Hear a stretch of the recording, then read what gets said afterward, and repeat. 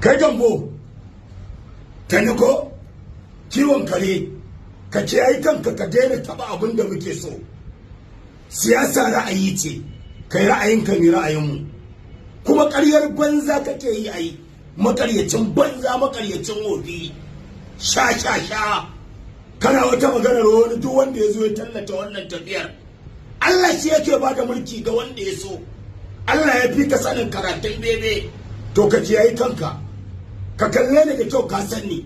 Shekara 25 wallahi muna industry tun ana fim kyauta, tun ana cewa Aminu Huwait a bakin hanya. Duk wani artist da ka sani duk girman sa ka je ka tambaye shi, wallahi tallahi tun ana tsaye da mutum a hanya, wallahi yau mutum aktin kyauta nake yin fim.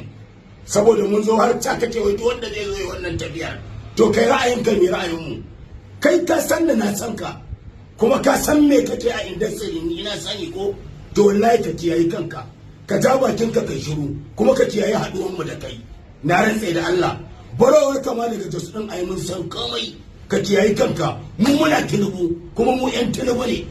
Duk wanda yake son Tinubu muna son sa, wanda baya son Tinubu kuma ba ma son sa. Ai siyasa ra'ayi ce. Ka kiyaye kanka, ka san na san ka. In kuma kere yana yawo, zago yana yawo, dan girman manzon Allah sallallahu alaihi wasallam mu haɗu. Siyasa ra'ayi ce, kawai kai ra'ayinka.